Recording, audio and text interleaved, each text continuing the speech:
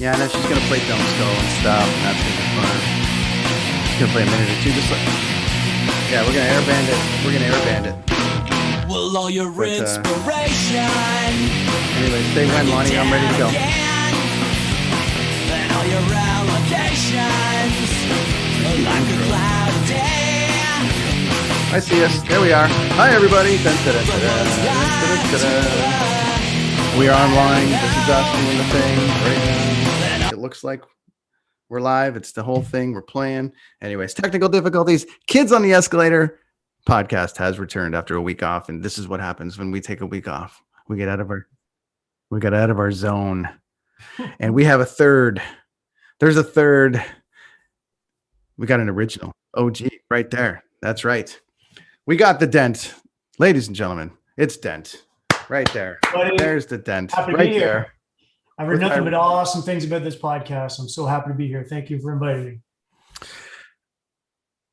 It really is. It really is. And you got my first drum kit behind you, which is awesome that you brought that along. There you go. That's real nice. Yeah. That's right. We are live on a whole bunch of different places. We're live on the Facebook. We're live on the Twitch. We're live on all the things. Twitter, Dean Blundell Twitter, everywhere you get your pods. We are here. It is the 25th anniversary of a record that, all of us on here were a part of.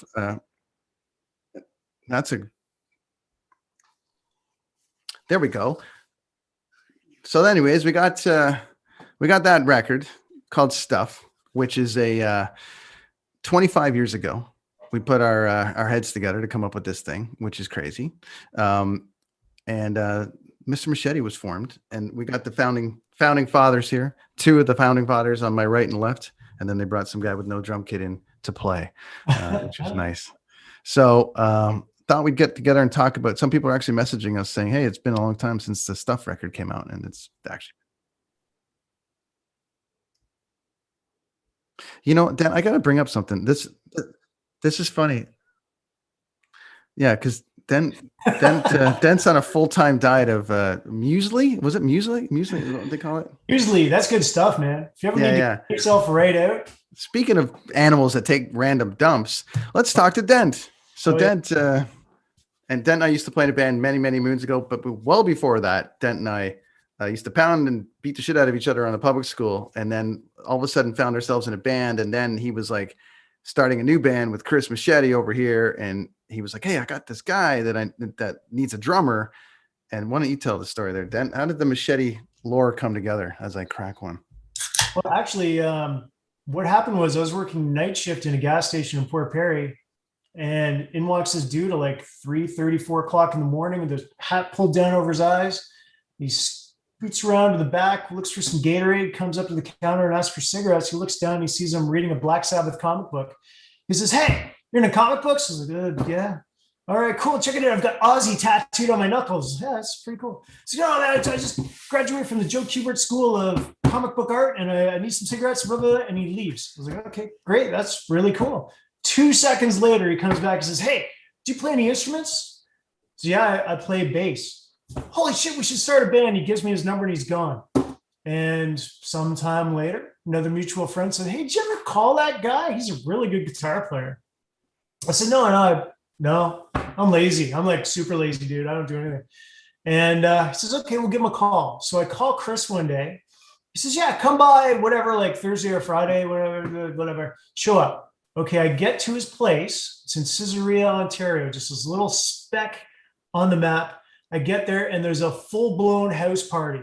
The whole place is filled with people. There's bottles falling on the ground. Shit's going crazy. And it turns out of this entire small house, there's a converted garage into a bedroom. And Chris lives his entire life inside this converted garage bedroom, complete with a wall of amplifiers, a bunch of guitars.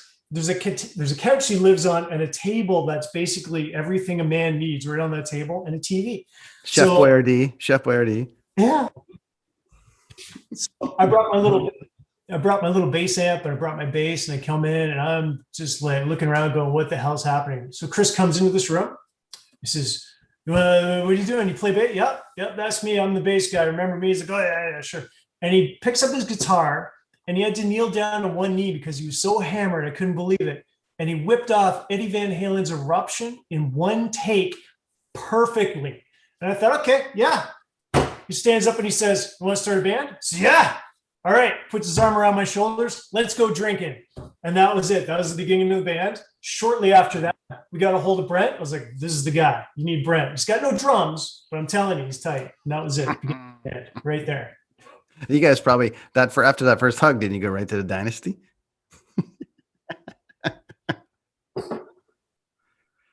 Well, I was selling chips. Okay, yeah.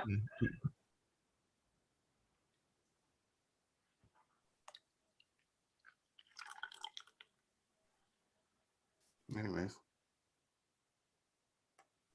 Well, she was probably sponsored by Molson Canadian. Yeah, that's right.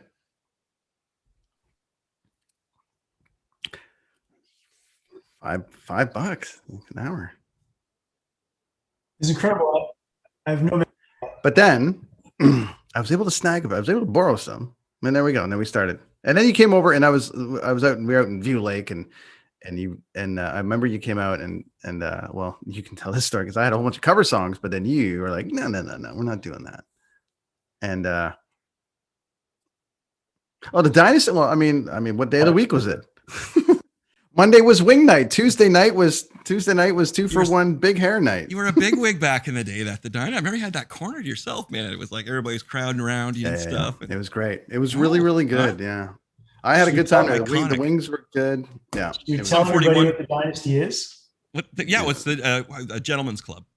The Gentleman's Club. And Sum 40, because we've discussed it on the show before, because it's kind of legendary with bands in the area, right? Like Sum 41 did a video thing from them going through there and hanging out there. And there was a band before that, though, somebody mentioned that was doing something at the Dynasty. It was always there.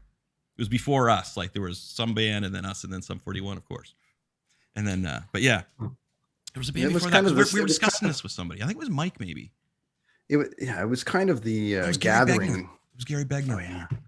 We were reminiscing about that. I know what was the other one, the Janosh or something. Well, the Janosh, yeah, Janosh was really. But they had bands there. That wasn't a gentleman's club. That was a.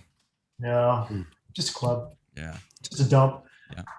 That was crazy. So we did quite a lot. I mean, then I had played in a band before that. Chris had come from, I guess you just come in from Jersey. So I did. It was funny because we did the first jam and we had these cover songs and a few things that I had in my brain. But then I remember you played the first. You're like, well, I've got this, and it was Slumming, and you played that first riff on Slumming, and I was like, you wrote that? And he's like, yeah. I'm like, oh, it's a band, you mean? Because that night before that, we're like, all right, so you're just gonna go like, okay, we'll just play Faith No More songs, okay, and then we're gonna play it like it was not really like we didn't really write anything. I think we wrote a song that had 2 lyrics in it, so this was like a band, and we're like, oh wow, it's a band. Do you remember the name of our first band? Oh God, I was trying to think about this the other day. I remember playing Fenella Hall with Machine's Way. Hey, Dave. Oh, I still have the original ticket for that. Yeah, the original ticket. Yeah. What was the name of the dude? It's killing me. What was the name of the first band? It was Malevolence. And then we got in shit because there was another band called Malevolence or something. Is it really? Yeah. Anyways. They didn't play enough Faith No More. They suck. I know how to become Counting Crows or something. Who knows? Mm-hmm. Yeah. What a time. And that was fun. So we kind of played a lot of shows, including our first show. If you guys can see this, I think the first unofficial kind of show we played was in Whitby at like a jam night. Remember we went for a drive and we were looking for somewhere to play and we showed up to some like the pig and a whistle. We showed up to some like Stevie Ray Vaughan tribute night and they let us on to play, and I think we played probably Slumming and a Green Day song. But our first show was this one. Oh yeah, I remember that. Geez, that was Trader Sam's. Oh, Trader Sam's. See some of the guys Trader Sam's, Port Perry, Ontario. See Jimmy. Who's in the background? I think Billy Vine's there. Billy Vine, and there's Fro. Was that no? I think it's Fro. It's Fro. Yeah, it's Fro. Yeah. Fro Williamson. Hey, Fro. If any of these guys are watching, maybe they are. That kid I'm playing is a 64 Stewart. Then you still probably have that bass. Yeah. Yeah, I do. Actually, it's right over there. Looks a Go little get it, man. Got to get it. We're show and tell today. Anyways, so this was the first show right here. This was at Trader Sam's, and kudos to those guys because they let us come in and play almost like what, every 5 weeks. That was cool. They were good to us. Yeah, we could play there, and they even played our like when we released stuff. They would even play the music during the like the busy Friday nights. And weird, it was Wednesday nights that were really busy too. That really weirded me out when I first moved there. It's like Wednesday nights were insanely busy, and I was like, "Why are Wednesday nights so busy here?" And it was like, "Cause it's wing night." And I was like, "Oh, that didn't make any sense to me." Because it's wing night. It's like, okay, I just didn't get that. I was a newbie. I'm from a larger city too, right? Like coming to that little area was a little shocking. It was a big deal in Port Perry. Anyone from a small town watching, everyone's got their $1.50 highball night. Hello, Dettos and Lindsay, and then you've got you got wing night. You got everything, and I'm surprised they let us play wing night. That must have been in the middle of December when it was when it was freezing cold or something. But all these guys in there, we did good though. We did well, especially when the tourists were in there in the summertime. I remember a couple times really just packing that place. And we went for the headstones there. Did a lot of rad stuff there. Yeah, you painted a mural there. There was I did. Yeah, I totally blanked on that with Jason Chesbro. Right? Yeah. Yeah, it was crazy. But that was such a great thing because we used to play front lawns, which we'll talk about with one of our guests that's going to come on in a little bit. But we played front lawns, we played backyards, we played everything. Den, explain to everyone watching, listening about the stuffed dummy. Oh yeah, remember the actual machete? Oh yeah, I've got that here too. Amazing. This is a machete that my cousin gave me, and she had Mr. Machete engraved on it. It's a little rusty now, but it's still in there. And what I would do is I would stuff a coverall hazmat suit full of straw or whatever, rags, towels. And then during our set, it would come out and I would chop it up with this. And we would do that rather violently. And it was a lot of fun. The crowd would get into it and they'd tear it all to shreds. And usually nobody got hurt too bad, but that was part of it. So we whip out the machete and get some damage done. Yeah, you would. It's fun. That was your machete, man. You were in control of the machete. But didn't we? I mean, we also someone hit somebody, right? Remember we were at a party in Caesarea and it flew out of your hand and went into the crowd. That was a party at Dylan Ferguson's. It was probably our first big field party, and there was I think there was rumored to be 1,300 people there. There was a lot. I remember that, and we played on the back of a hay wagon, right? Yeah. And the band before us, the kid took a great big horse pill and he couldn't sing, so I had to go up there and sing a couple songs with him. Oh, really? I forgot that. Yeah, I sang a couple Green Day and Nirvana songs with them because the kid. I remember seeing the kid in the backseat of a car, and he's like, "He's tuned." Oh yeah, it's like, "Hey, you ready to go on?" Nope. Not this time. I'm gonna bring in an old friend of ours for a minute here. Sorry, who recorded. Oh, maybe he's coming in. Maybe we lost him. Where'd he go? Mike. He's coming in. We're gonna bring in Mike Bryant in a second. Wherever he is there. Our old buddy who produced the first. Look at this. He's even got a backdrop. Look at this guy. Everything. Wow. Look at all the energy he's got. He's standing. I like that. Mike Bryant. Hey, what's up? Hi, buddy. How you doing, Mike? How you guys doing? Good. Looks like you're going to do stand-up comedy for us, man. All right, everyone. We are talking about the album stuff, though, so I guess that works out well. That does work. This is my Twitch area, so everything's already set up. So I was like, I'm just gonna go do that, and I'll stand. Perfect. Looks good. Yeah. We'll get some exercise in at the same time as chatting with us about some good times, buddy. It's good to see you, Mike. Exactly. Likewise. Awesome, man. We're doing. It's 25 years of stuff. Is it really? It is. That's how old we are. It is. That is crazy. I was like 25 when stuff came out then. So when we met. Oh, sorry. I thought you did the mighty mute. Dude, son of a bitch. It's great tech. Anyways, Mike, we were in college together and we're like, we got this band. And you got like, I've got the TARDIS. So tell us about the TARDIS because we recorded our demo at your place. Yeah, the TARDIS was half of my parents' basement. Basically, it was some old crappy microphones, and it was I think at the time it was my Sansui 6-track that we recorded on, wasn't it? I think so. It recorded right to a cassette. but it did like 6 tracks, and you could do 15 minutes on a tape before you had to switch to another tape, which is long enough for your guys' songs, certainly. But, if I was recording, I don't know, Gentle Giant or something, I might be in trouble. But luckily, they never came by. Mm-hmm. And, I mean, it wasn't much of a studio, but for being 25 and having not a lot of money to sink into recording gear and, having it in my parents' basement, I think it was pretty reasonable. Mm. It was a blast, man. That was That was the fun first going time we there. ever recorded anything. We recorded our practices and stuff like that. But And yeah, there was a lot. The cool thing, we had a discussion about this on another show, but just to touch briefly with Mike because he was there, is how cool the Oshawa music scene was when we first started out, man. There were some rad bands, and you were in Shadwell's Jacket at the time. And what other bands would you want to pick out from that era when we first started that were in the Schwa area, dude? I think by the time you guys came by, they were gone, but Voodoo Chicken. Yeah, right on. Yeah, remember them. Favorite band of that whole era. They were great. There was so many of them. Now, of course, it's all disappearing because you remember when Mr. Burns' diseases were all trying to get through the door at the same time? Yes. It's like that. Brent, what was the name of that band that Gary really liked that we forgot about and we couldn't remember the name? Remember Brent, him and Boneless both were going on about Mike was listening. Mike was listening to that show. And I don't remember. I didn't remember that band at all. What they were. It was before, a little bit before us, but yeah. Yeah, probably. I might have known who. Wait, was it Rodent? Yeah, that's it, buddy. It was Rodent. It was Rodent. Yeah, I recorded Rodents. I think it was their first demo. Oh wow! So I recorded them at the TARDIS as well. Right on. Well, they were going on and on about Rodent, man, about how good. Yeah, they Rodent were great. Rodent were great. So were the Cleavers. I remember the Cleavers. Yeah. Oh, they were fantastic.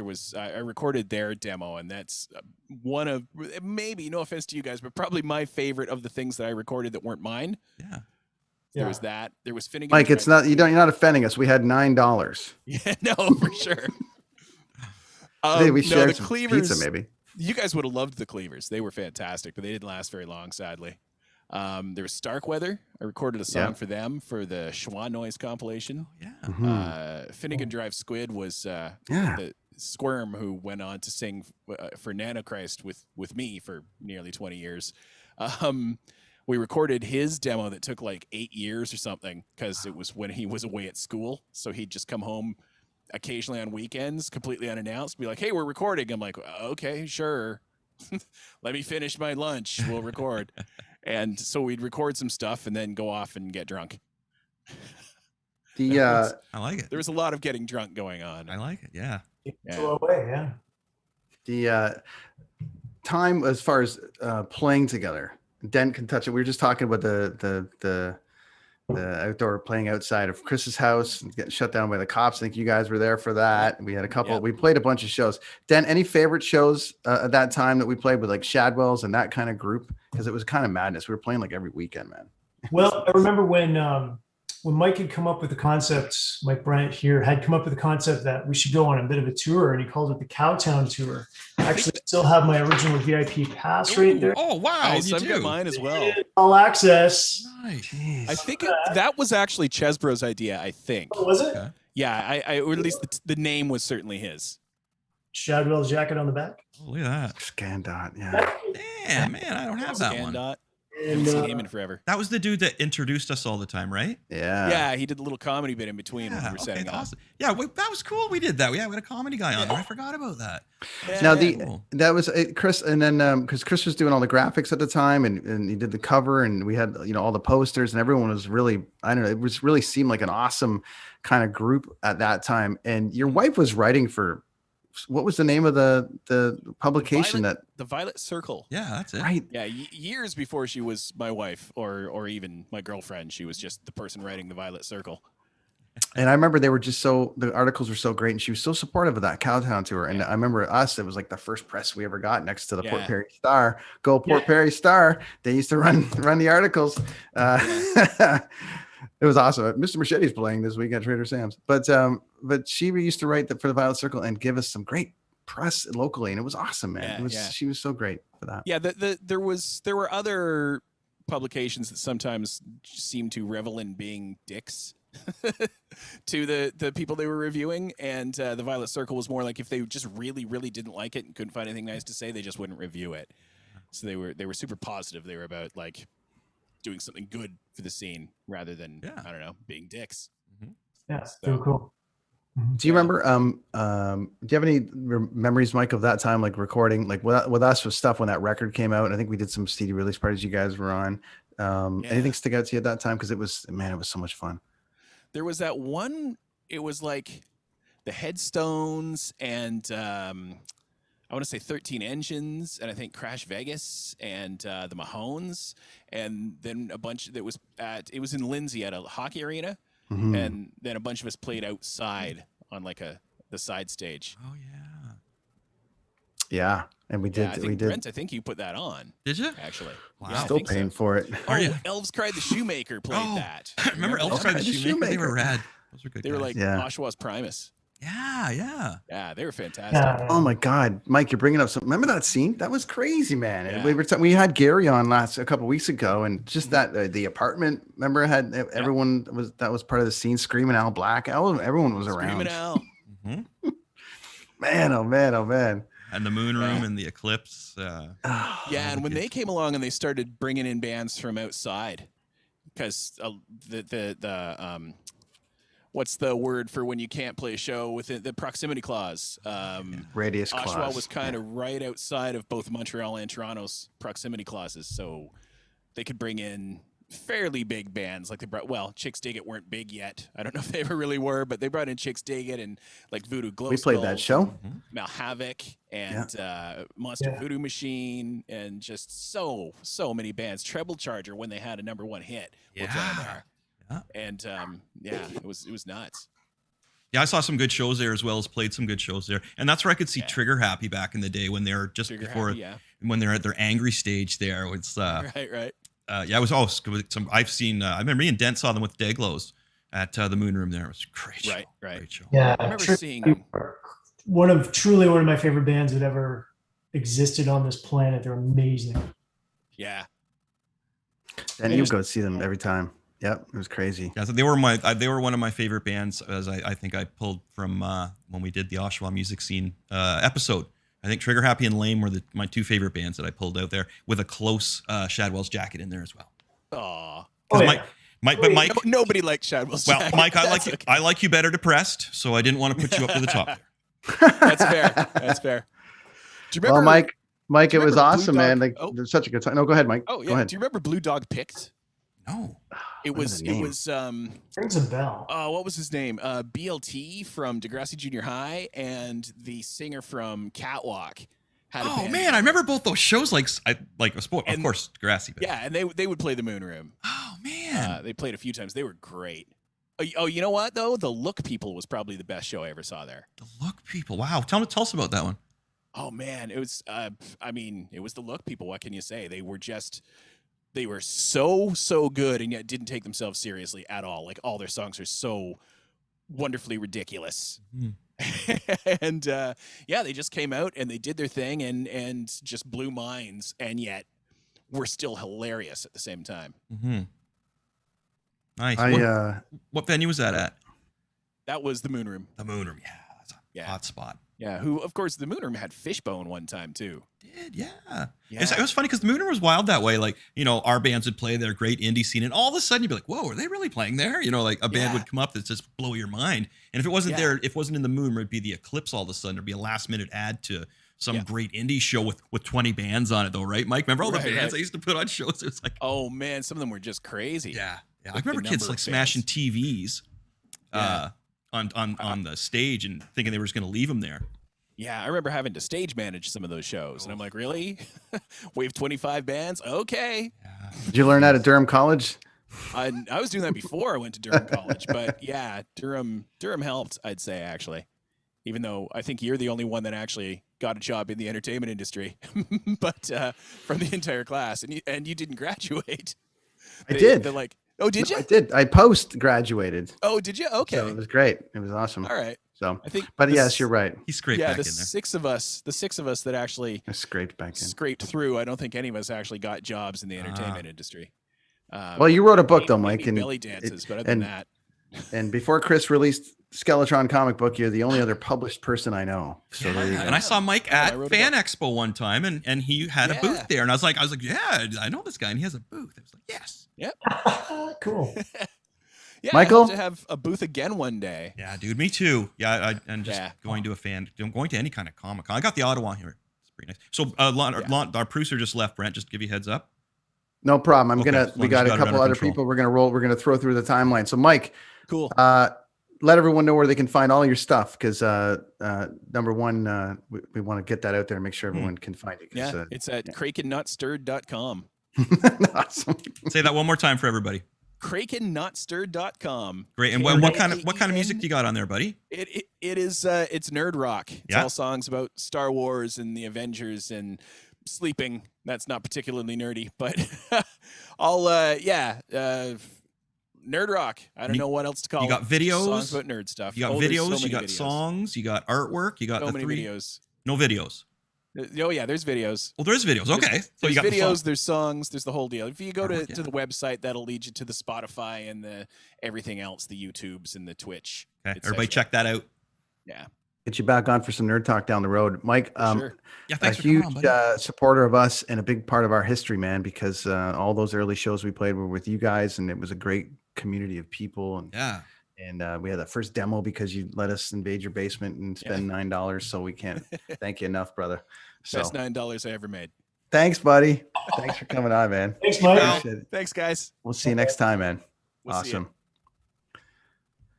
Awesome. Hey. Yeah. So Okay, we'll producer's keep the back. train rolling. We got a few more. So we're gonna go to another guest. We're gonna kind of roll them through. All these guests are. It's a cavalcade of lined- guests. It's a cavalcade of guests, and it's gonna start with one of our oldest friends here, who is our first real fan. You know what I mean? So it's her name is Kristen. We called her Turkey. She was known as Turkey then. We'll have her come in. She's on her way. There she is. And Look at her. there Da-da-da. She. Hi. How's it How going? you doing? That's Thanks good. for coming on our show. Yeah. So good to see you guys. Oh my God, It's the Kristen! stuff Before the internet, there was you. anniversary. Yeah. You know what? I was 15 when I met you guys. Wow. 15. Yeah. I was 16.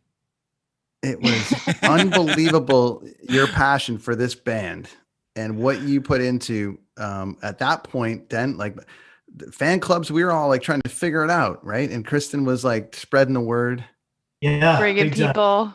We had we had lots of fun. The first time I saw you guys, can you hear me? Yep. Yeah. Okay. Yeah, it was when you opened. Well, you guys were playing with Glue Leg in Kitchener, and I asked if I could get your information so I could review the show for my music class. And what was your grade on that? Do you remember? I don't even remember. No. I was just curious. It if was we got you a probably grade. good. I got 99 in the course, so I'm Wow. pretty sure it was probably good. Nice. Yeah. Nice. So yeah. Glue Leg. And what was the venue? Do you remember the name of the venue? Because I don't. If it was Kitchener, it was probably the Trashateria. No, it was No, that was downstairs. Peterborough. Miss Robinson's. Oh. Wow, there you go. Miss Robinson. Robinson's. Wow. Okay. Yeah. I have absolutely no memory of that. Oh, really? Not at all. No. You sleep a lot then. You used to Yeah. sleep a lot. You're sleepy. Yeah. Pretty sleepy. And You drink a guys lot. gave me so much stuff that night. I still have the drum skin. I'm in Burlington at my grandmother's because I'm her caregiver right now. But I have the drum skin and the drumsticks and like guitar picks, everything from you guys, and the set list too, all from that first night meeting you guys. Wow. Amazing. Oh, you still have. I still have it all. Yeah. That's Yeah. incredible. Listen, was- what's happening right now is like the madness of the net and trying to get it out there. And we could always count on you, Kristen. You were always like on every single show that you could possibly make. You were there. I'd never seen it at that point. For us, you just Oh yeah, was for it us, about- like it was for us, like, awesome. what was it about the band? Like, what was it about the Machete thing that drew you to it? Like all of it. First of all, you guys are fucking awesome people. Thank you. But the music and the songs, the energy, the shows, like all the people that would come to your shows, it was a really cool community. It really was Nice. a community. Yeah, That's we were Yeah. having a lot of fun. We were having a lot of fun. We back then. were, It was good. and I would convince my friends like last minute. I'm like, come on, let's just drive to Kingston, guys. They're like, no. I'm like, I'll pay. Let's just fucking go. You know what? You know what's funny, Kristen? I think this picture was taken out front of Kitchener on the way. Oh, Wow, wow. Oh, Dent was always doing that. Dent was that always is just always- normal for Dent. Yeah. We're gonna go all the way. I don't know if that got us a ride or not. No, Surprised that's we're how not we still got the gigs standing there. back then. Yes. We got the gigs in that, or we got 2 gigs in this. So there you go. Oh, the van there, right? What a lovely machine. You could live in that. You could. It's crazy. You could. Crazy. Yeah, that was so you went on to do your own music career after that, Kristen. Talk to us a bit about that, because that was fun to watch you come into yourself then. Well, I sing Wuss Rock, right? That's killing Wuss Rock dead. Wow, we're old now. Yeah, Don't worry. I know. We are. We're wusses ourselves now. We're old. I learned so much about the industry through you guys, though. So, I mean, I was like a sponge back then, watching, and then when it came time for me to do my own stuff, I was fairly confident because I had been well connected with other musicians and stuff by that point. But yeah, I'm still writing. My last album I released was in 2011. And I have a crap ton of songs that I'm ready to release, but I just haven't yet, just because one thing or another, right? So That's hectic right now, huh? it is. And like, I'm my grandmother's caregiver, so like I've completely removed myself from Waterloo, my child, like everything, just to be here because she's dying. And Oh, sorry to hear that. and yeah, it's okay, it's part of life, but I don't want her to be alone, right? So it's that's my reality, and I work at 4:30 in the morning. So Wow. So we got you on early. Yeah. I took a nap today because I wanted to prepare. Well, maybe you'll get some good songs out of everything that's going on, huh?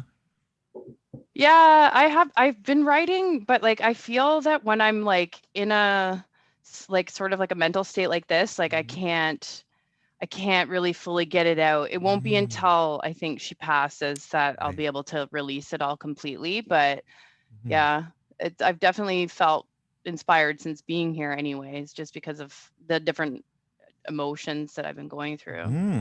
Yeah, that's hard to experience, that kind of stuff. It definitely changes you, doesn't it? It's It does, yeah, for sure. It is a weird time now. I've described, like, lately I felt like, how are you doing, Chris? I feel lethargic. Like, that's how I could best describe myself right now. I'm just like, I don't know. Like, how are you doing? I don't know anymore. I really don't.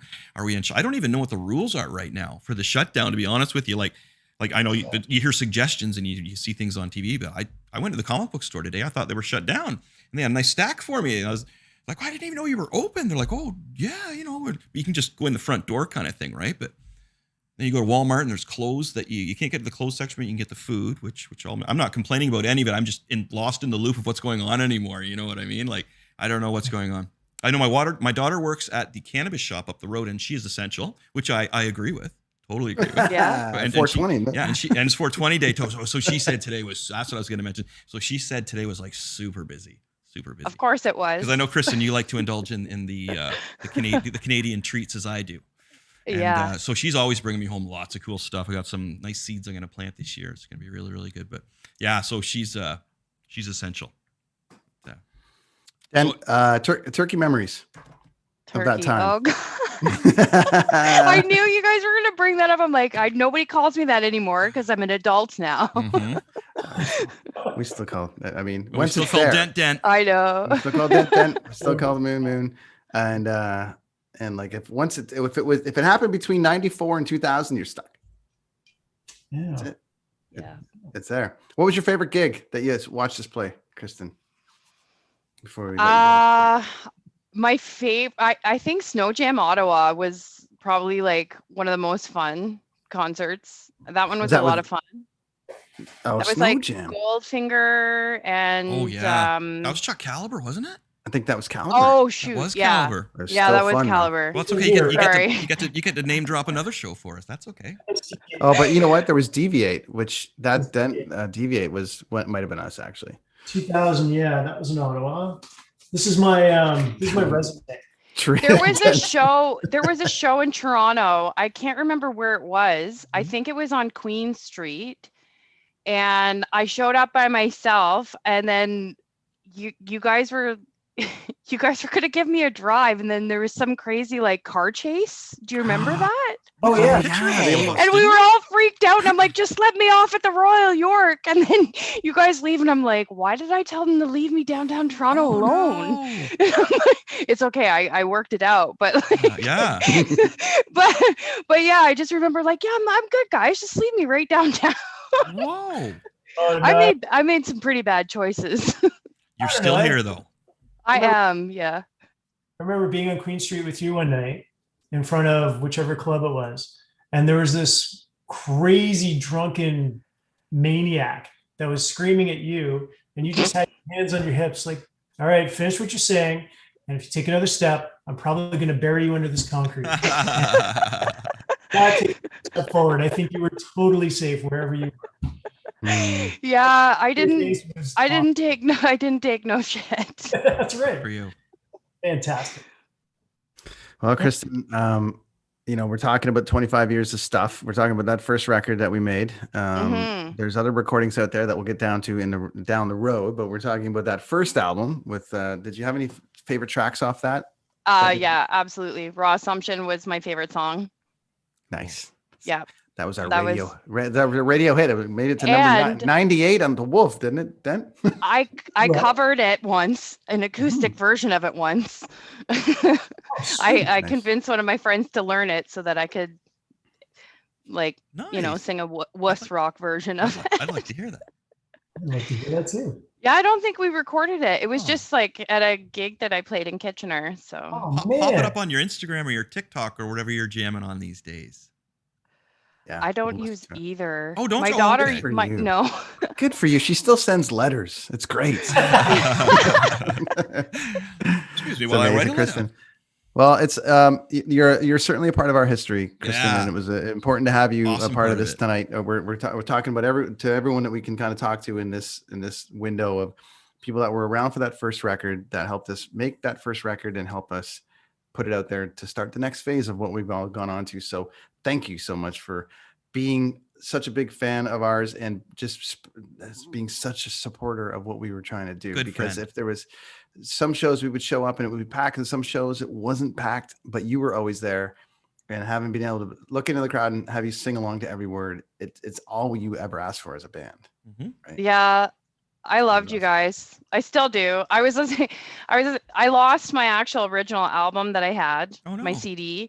Somebody stole like years ago at a party. I had left like my CD thing out with 50 CDs in it, and they were all my favorite albums, and it was sacred, and somebody stole it.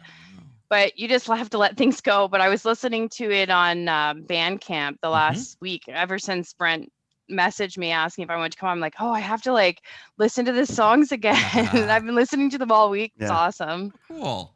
Well, thank you so much for that. And Hold on, before you go, or if yeah. you're on your way, I can give you this one. Okay. Awesome. Yes. Would you like it? Yeah, I would love it. Okay, well, I think Brent's probably got your information. I can get it to you immediately. There you go. Okay, awesome. Thank you. CD I'll have will to- be in the mail. I'll see if I can get you. I might have an extra one that's brand new. I sat on this one and cracked it a little bit. But otherwise, We've got a it's- couple left, folks. We went copper, but they only issued us copper. So that's what. No If you problem. got one, you're lucky. I'd love to get you another one. Awesome. I think There you go. you're in there too. I think she's in the thanks, isn't she? Oh Anyway. yeah. I think Check. I can't remember. Yeah, it's Or awesome. have we So met at thank you. that point? I think so. When Yeah. did you guys I can't this is what I was trying to think of, because when I met you, it was at Miss Robinson's and I was like 15. Was the CD available So- yet? Probably just. I think it was like coming out, Okay. maybe, or I can't remember. Gosh, that was like so many 420s ago, guys. Yeah, I know, right? I know. It was. Well, we're just grateful for everything you did for us, and thank you so much. And thanks for coming Yeah, on dude. tonight with us. I know that's a late Yeah, one it for was you. nice to see We'll have you back all. on the show anytime, and stand by for the new machete. There's new machete music maybe in the can in our brains that we might put together now that we can do Really? this over the internet. Now that we can Awesome. record things over the internet. So Yeah. You We'll should see. do it. Do All a right. reunion. Do a reunion show or something. We're almost getting to the point where we could just have our kids replace us, and they could That's start right. a new Mr. Machete, right? We're gonna have a Mr. Machete euchre and poker or bridge tournament. I gotta learn That's how what to play bridge then, because I don't know how to Sit play around. Thanks, Dungeons and Kristen. Dragons. Okay, bye guys. Thanks, Have a good Kristen. night. Take care. see you in a Take while. Take care. care. Okay, bye. Awesome, buddy. Thank you so Good to much. see you. Man, that's the original. Yeah, she's Every fan, awesome. every band's got to have that. And she was so great. Well, She wrote- she really made us feel. She made me feel like we were a legit band. You know, when you have a fan that's actually following you and bringing people, and then you see her again, and she's bringing more people to the show, and it's good though. And you know, we always like to reward our fans like that by giving them cool stuff. You know, and the thing is when they when we get those big shows, they're part of that, right? Mhm. It's like they're there. They saw us in the backyard, and then they saw us in the garage, and they saw us, and then they see us opening for our next guest, which is great. Lonnie, do you have a song queued up there that we can play? Yep, I'm gonna cue it right now. Here it comes. All right, let us know when it's playing. Wow. Bring in our guy. A blast me off and I hate from your the past. fucking guts. You piss me off and I hate your fucking guts. Hey, You don't have your audio yet. We don't hear you yet. it's that stale on the drums. No, he's not there. There we are. Hey, Hey, There buddy. we go. Hear you. hey, buddy. What's happening? We thought you were welding or something. What are you doing there? Playing guitar? Welding, yeah. Guitar welding. How There you you guys go. doing? Excellent, buddy. It's good to have you. Yeah, well, thanks for having me. 25 years. I'm brother. happy. I haven't seen you guys forever. Yeah, I'm in Kingston right now, teaching music and guitar as much as I can with the shutdown. You know what I mean? Oh, yeah. Dent's in. Where are you at, Dent? You're in Omimi? No, I'm in Orno. Or no? I always And get those two confused. No.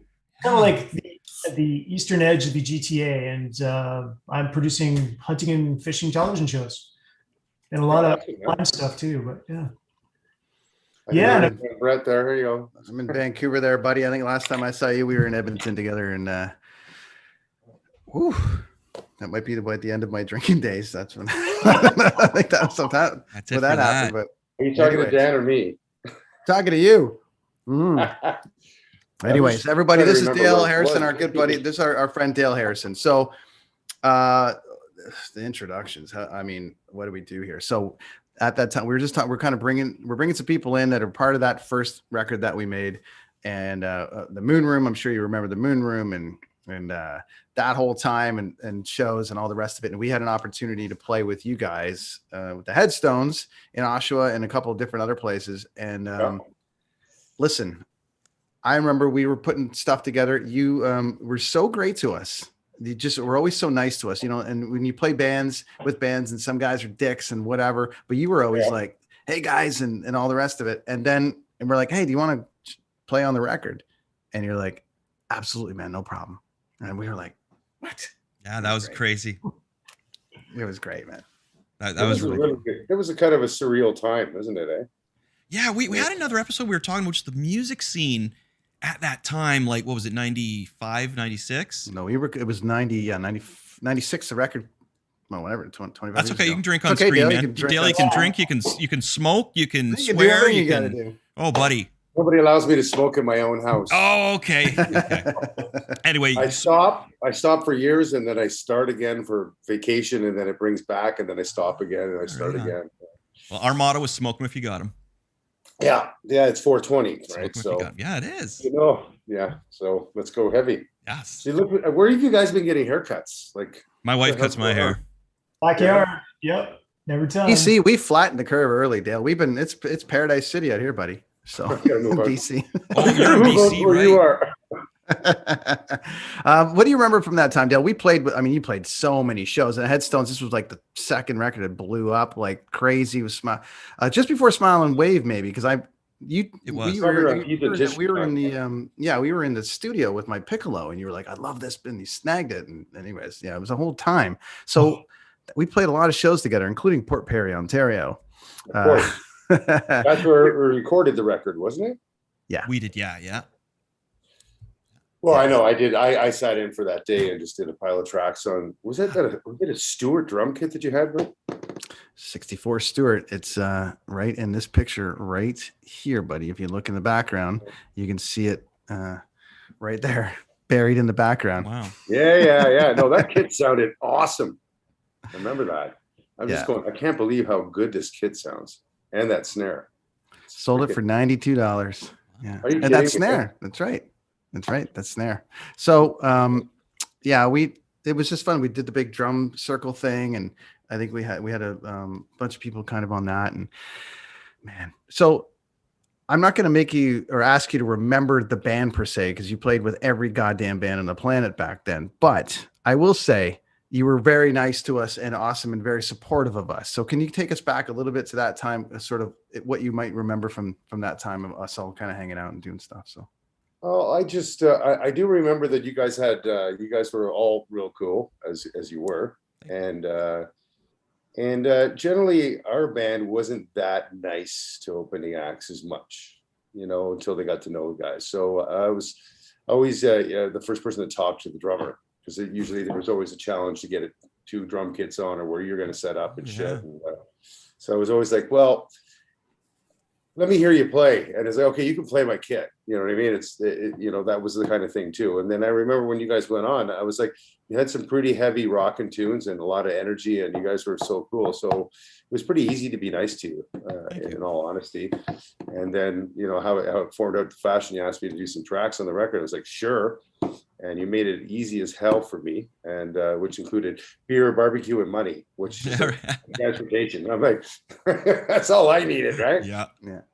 So, but I just thought that you guys had some really good tunes, and the fact that you've always had the initiative to go ahead and forge with stuff that you wanted to do, and the rest of the gang always did that as well. So I don't know. I just think it was really a special time, because people did share more often, like, collectively play on different people's albums. I mean, that was Hunger Strike, all the stuff that was going on at the time.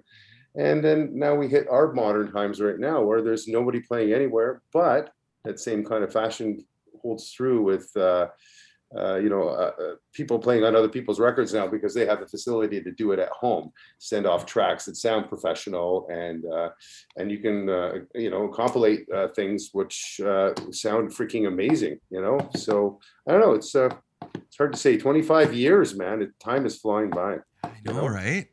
Like, how old you guys were? Nobody even thought about having kids or even get married at that point. Now Chris had one, then he just Did I have no one? Not well, quite no, yet. Taylor when's Taylor? 98, 97? It was after the CD was released.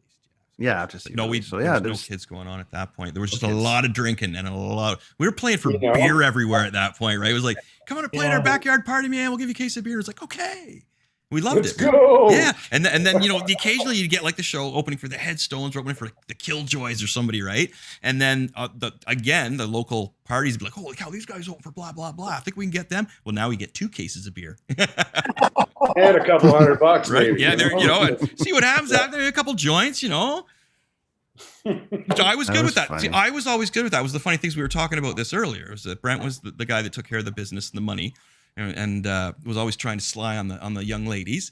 And then Dent was the one that was boozing his head off and I have offending that corner people. in the dynasty. And I was the guy that was just, if you wanted to smoke one and have a good conversation with you, just hang out with me kind of thing. So we had all the bases covered back in the day, right? Yeah. You did. It was fun. It was fun.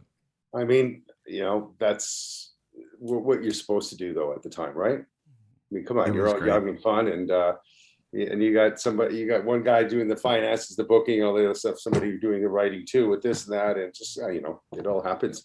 But it was really cool to be a part of that, because I was looking really hard to find that CD, because I know I've saved a shitload of CDs. I've got like, I don't know, thousands of them, and I'm going rifling through it trying to find that Mr. Machete CD.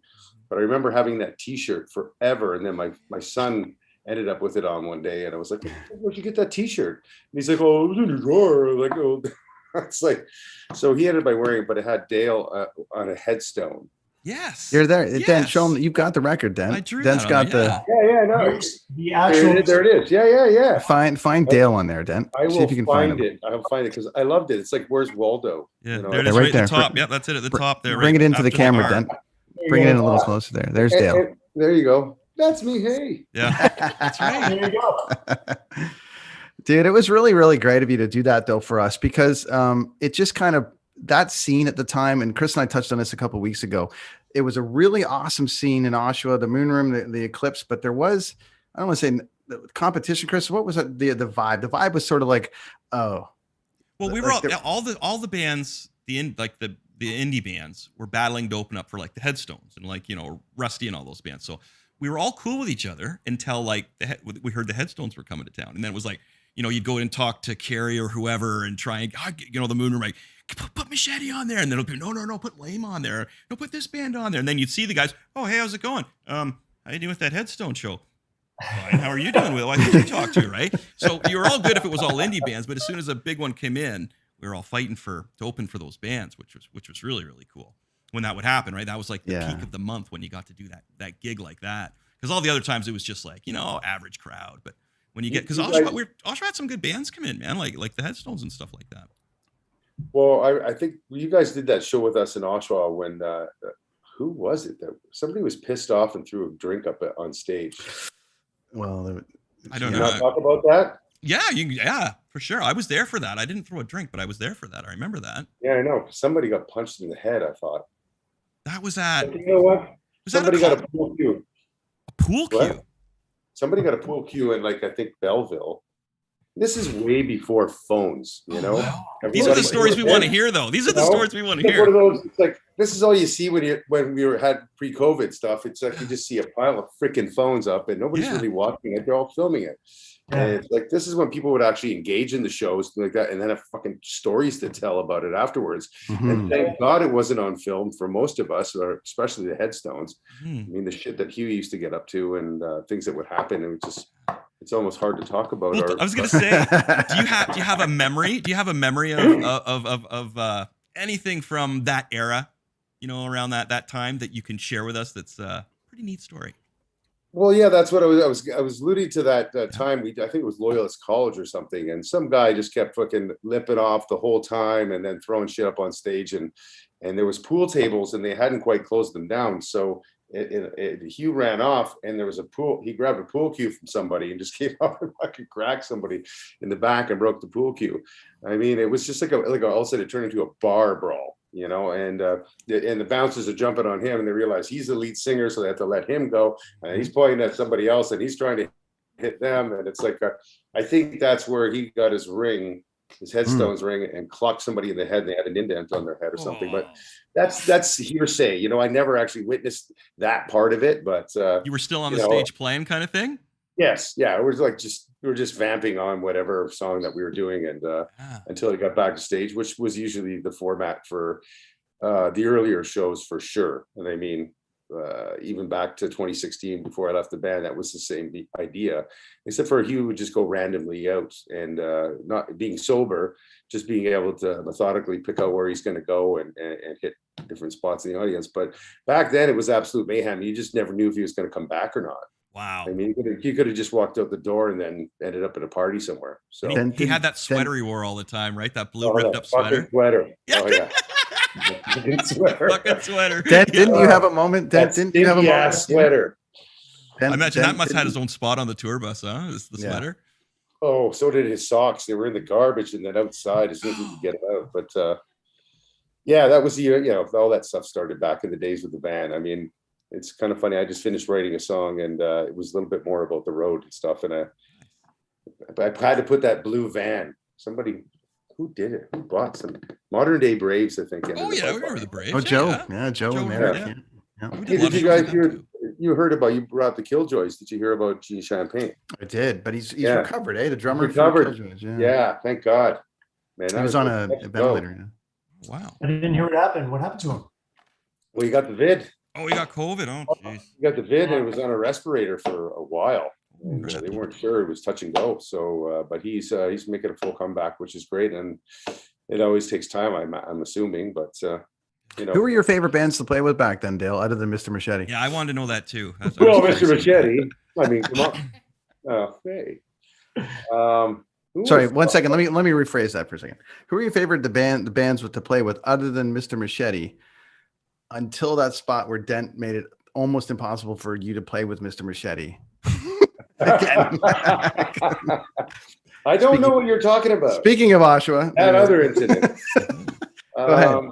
Go ahead, no, Colin. who do we have? Like, I mean, we got honestly got to tour with a lot of people. I mean, everybody from the big name bands that were nobodies when they opened up for us were Nickelback and Nelly Furtado. Even that they weren't my favorite bands. I mean, you know, we used to have a lot of fun touring with Big Sugar and 5440 and back in the day it was Treble Charger, I Mother Earth. We did with them too. Our Lady Peace was fun because you know the guys didn't like the band so much, but they with the mockery that was going on. I mean, Fine Tooth Combine from out west there with Murray Creed. You know he's. I remember the name of the band. I can't remember who was in it, but Murray Creed's got he's the drummer, but he's got a music store out in Victoria. Fuck, man, it's so many. Like, did you ever do any shows with Moist? Yeah, Moist, we did a lot with them. More East Coast stuff because they were bigger in Montreal because they were from Montreal, I guess. You know. Jeff's my neighbor, the bass player. I teach his son. Oh yeah, Yeah, he's awesome. a rad dude. Yeah, rad dude. The last show that we did with Moist, I think was I think it was called the Metro or something in Montreal, and the opening act was what they freaking called it was Bubbles Band there. Oh, Sandbox. Sandbox. So Sandbox Sandbox was opening up. So it's Sandbox, them. Moist and us. And I'm not sure if we went first. I think we went before Moist because they were bigger in Montreal. But that's when he first discovered the Bubbles character. Yes. So I came on did our the bus same and he's thing. like, "Oh fuck yeah!" He goes, "I made up this character, man. I'm in a comedy troupe." And I go, "Okay, well, show what's the character?" And he goes, "Well, I got to go for a piss first." So he goes in the bathroom in the bus and comes out with the glasses on, the same ones that he wears now. And he just comes over, and goes, "What the fuck? What's going on?" And I literally pissed in my pants a little bit.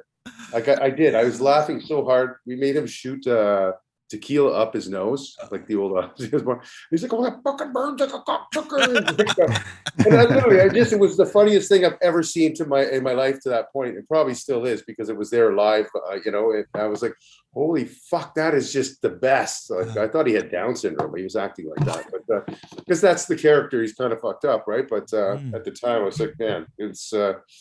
So that was fun. I mean, soon after that, I think Sandbox went their own ways because he was going to do his thing, but he certainly brought music into comedy. So aside from the Wide Mouth Masons and the Nickelbacks and the Defaults and, you know, all those guys, you know, that used to be, you guys, I'm surprised you weren't even bigger than you were because it's like any band that opened up for us usually super succeeded us to some degree. we have that story, Dale, because every band that opened for us went on to great things. Yeah. What was it? Yeah. Some Like, what's up with 41. that? Protest the Hero. Yeah. Yeah, okay. Some 41, I think too. I think we played with Protest, yeah. fucking Lincoln Park in New York City. Got CBGBs. Mhm. And I was like, "Oh, what do you guys like? Well, I don't know, like this, man. Fuck." Also, they're huge. You kind of go, "What? Those fucking guys are just talking to them like fucking last month." And let's think about that for a minute. Lincoln Park at CBGB's. Wow. Yes. Such a weird thing, right? But Headstone's not so out of par, you know. Oh, that's like perfect. I mean, the walls are about fucking good half-inch thick or half-foot thick of like posters just on top of posters at that time. No door in the bathroom. If you had to take a dump at that bar, I'd pity you because everybody would come downstairs. "Hi, how's it going? I'm sitting on the throne." Gotta need extra There's no toilet paper paper. either. hey, Dent, what's your Headstone's That's memory? awesome. Headstone gig memories. Oh, well, I remember we had a lot of great times, a lot of energy. I still, to this day, I really love listening to Headstones. Just there's nobody like them in Canada or probably the world anywhere, really. When you think about it, like you take an album like Teeth and Tissue, you put it on and you listen to it front to back, and then you listen to it again. It's just, that's how great these guys are. So I don't know. I don't know if I have one specific moment that I'd say was. But it's got to be like pre-2016, right? Right, when you just Yeah, I'm yeah, joking. everything definitely. before Dale left. I'm just joking. I'm really happy that the guys have, when I left the band, I had a meeting with Ralph James. He goes, "Hey Dale, you know what? The band's still going to go on, right?" I'm like, "I totally know that." He goes, "If Nick and Keith are in the band, it's still the fucking Rolling Stones, And if you've met Ralph James, that's what, he I talks have about many, that. many days. But it's so great that they're able to still just keep putting out shit, and he's still doing the same thing, acting, and Mhm. I gave them Rickford as a sacrifice so it could leave the band. Mhm. It's one of those things you have to, either that or you have to lose a limb or die. So Right. I decided to keep the limbs, stay alive, and give them a friend. Yeah. And he was up for the sacrifice. So He's down with it. Yeah, they're from Kingston originally. The rest of the guys, aren't they? I think Hugh is the only person that's left from Kingston. Oh, okay. All right. And pretty much was when we started. Aside from Mark Gibson Mhm. for the first record, then once Mark left and I replaced him, everybody was from Toronto, really. Mhm. Hey, Dan, you remember the Port Perry gig at Trader Sam's with these guys? Oh, Didn't Yeah. somebody do Pepper spray. Pepper spray? yeah. Yeah, that was And an easy encore for us. That, Pepper that, spray, I see you know. later. That was not our fault, though. That was not our fault. Dan's got a story. Dan's got the story here. Dan, That was Okay, tell not me our the fault. story. I happened to be standing right there, and this wonderful girl, Janessa, pulls out pepper spray out of her purse. And this other guy, Jake, stands beside her and goes, "Give me that. Let me take a look. Let me take a look. I just want to smell it." So he wants to spray it just a little bit like perfume. And the whole thing went off. And that was it. Filled the whole bar with pepper spray. That was bad. you know who was at that gig? Yeah, it was What's his terrible. name from Meat Magazine? Drew Masters. Drew Masters Oh, was at the gig yeah. from Meat Magazine, and he Wow. talked about it in the next magazine. I saw the headstone. He used to do those like gig things. Saw the headstones in Yeah. Port Perry. Bar cleared out after pepper spray, and I'm like, coincidentally enough, I'm in a band out here called Pepper Sprayed by Hookers. That that is all gig guys like me from like that tour and stuff. And it's like we play one gig every 10 years. It's so funny. Anyways, Pepper. So you were in a band called Pepper Sprayed by Hookers? Yeah, Dave Fortune's in it, Pete Clyde, all the love guys, it. all the Live Nation guys. It was funny. So we did it was just funny about the pepper spray because it was such a day. You guys were so Sam Tuma, I think if he's on here watching, the agent, he was like, "All right, we'll give you guys the headstones to play at Trader Sam's." And that was like a massive win because you guys weren't cheap. The drummer had demands. You know what I'm saying? They weren't cheap. But you were that night, and you did that as a like just your team was awesome, and we powered in every speaker we could possibly power into Trader Sam's. And we were talking about Trader Sam's earlier because we played there so much, and it was like our first gigs, right? And that's, if you see this is like Trader Sam's. Obviously, you guys played right there. Moved the TVs and the brass rail. Not the strip club, but the brass rails that were there, and we kind of reminiscent of the Moon Room a little bit. And we played. It was like you guys were just great. And I remember Hugh came in like later, and you guys were hanging out all day. It was just a really great experience for us. And yeah, it was a big gig, and anyways, Big gig in a little town. That was cool. Big gig in a little town. Yeah, and it was good for us too, because again, being on the openings for these is struggling, pedaling. Those are the little things too that I heard you guys open for the Headstones, so I guess we'll put you on this show. Or we heard you open for this, and then you can climb a bit, which is good. And then again, you're not playing just for like a couple cases of beer, and it's an indoor gig instead of somebody's backyard, which always makes it good. Good to climb the Those ladder. backyard gigs are fun though. They were fun, dude. Yeah, I remember playing in an apartment too, and people kicking in the walls. Apartment. Yeah, dude. It was a triplex, like an apartment triplex. And they were kicking the walls in. They were putting the furniture out over top of their heads. And we only played one song. We did Nirvana, School, and then the cops came in. But that one song, the whole room was just like dead. Everybody's just doing the pogo, right? Because that's what we did back then. It was great. Dale, That was Port Perry Scissor. how many times was the Headstones involved in a police shutdown? A few times. Did you ever get the same cops? The same cops? Yeah, the same cops showing up. Because you see, we got shut down probably 10 times, and it just started showing up like we would just got so close to them, we'd invite them over for dinner, but In fact, I think when I was at your place recording, I think one of the cops did show up and had a hamburger with us in the back. And he wouldn't have a beer because he was on duty or something. But you're like, yeah, this guy freaking shuts us down every other fucking weekend. You're like, that's Port Perry, I'm buddy. pretty sure I remember that because it's your backyard, Your mom was coming out with the burgers. Yeah. You know, My and God. stuff. That, like, I see that to me is like real Canadiana, like down home. Let's make some music. Let's have some fun. There's camaraderie, that kind of thing.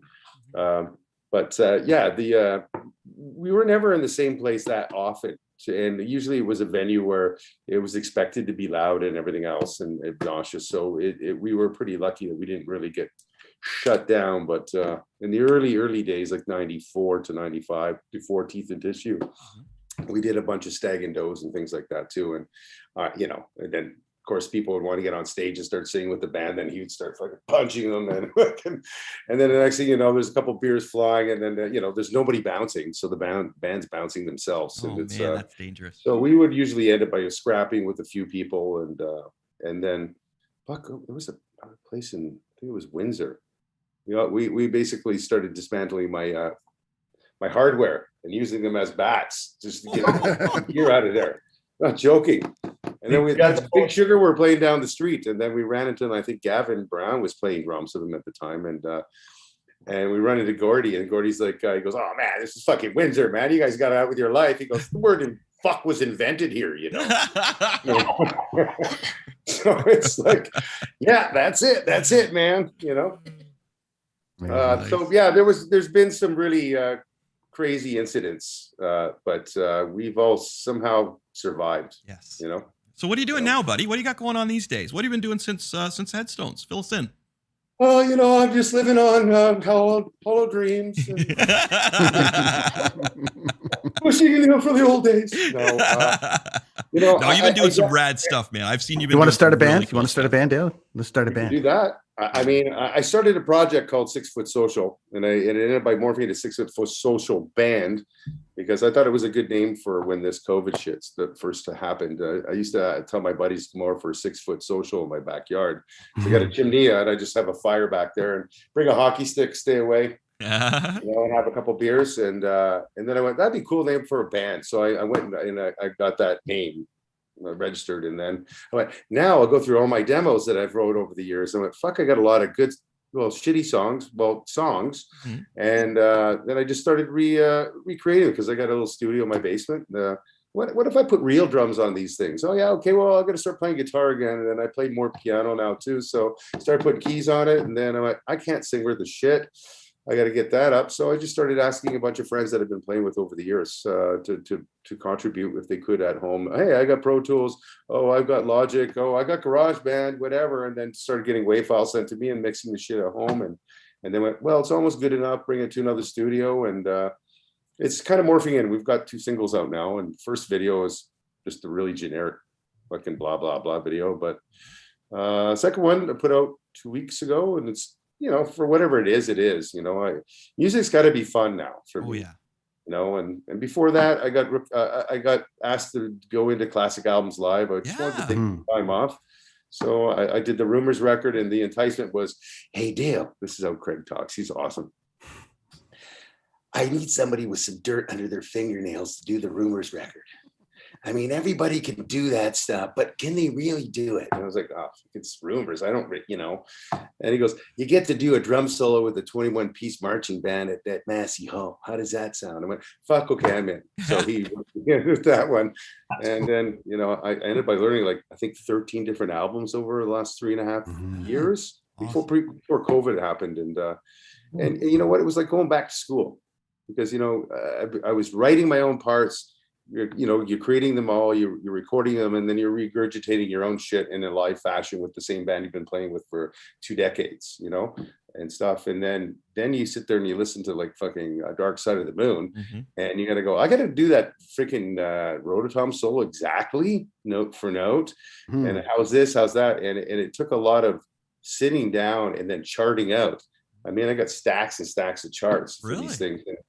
And I'm like, wow, there's all that old schooling that came back in handy, start charting my own shit out, and then woodshedding in the basement, so it's kind of funny how I think it took me to a better place, because now that I'm in my 50s and stuff, it's like, well, what are you going to do? I'm not going to keep going. I can't do that anymore. I don't want to, I'd rather just do something else and maybe do that sometimes. But So it was a really good eye opener. I mean, I hooked up with Alana Miles again too, and I hooked up with Derek St. Holmes from Ted Nugent's band that did all the earlier stuff too, and toured with him and a couple other people through the U.S. And I honestly was touring through the U.S. more than I was going through Canada. Wow. So, and I was like, wow, this is really cool. I haven't played freaking Lone Tree, California. I haven't been to Mississippi before. Okay, now I'm in Connecticut. Oh, we're playing New York City. Fucking A, like things that we touched on briefly at the Headstones, but we just got dragged across the fucking country back and forth because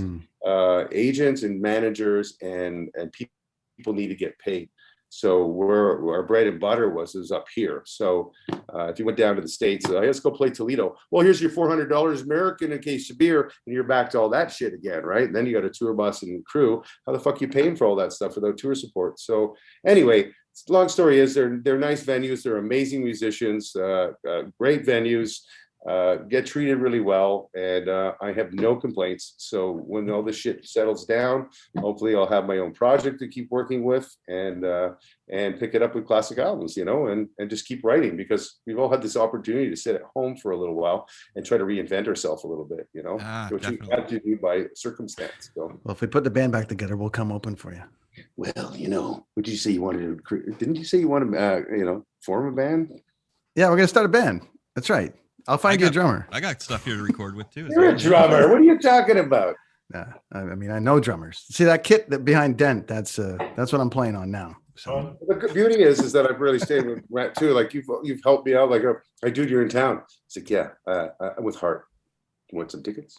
Yeah, I saw. That's the last time I saw you, actually. Bill. Yeah, that's probably the last time I saw you, right? I had my daughter there, and it was Joan Jett and Heart, and man, that changed her view on bands. It was great.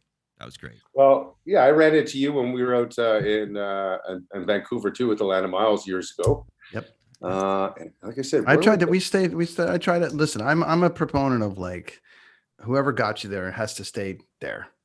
For the most part, if they treated you right, if they treat you like shit, they can fuck off. But anyone that's like, that for us, there's a lot of people that are involved in, and a lot of has come out of that time.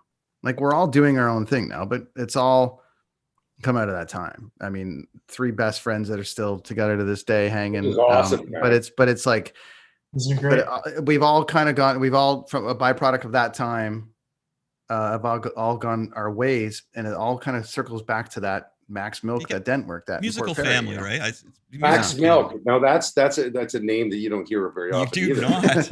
Look at Max. But that's where you could go, and it was just an amazing time, and you were just such for us in our early phases there, and supporting a record, our first album, and it was a lot of fun, and you were so great to come on board and help us. And then the shows that we did play will always stick. It's funny that you were so excited about my 64 Stewart, but you let me play your kit at the Moon Room, and I was like, what do I do? Well, that's the kid I got set up in the basement. Right.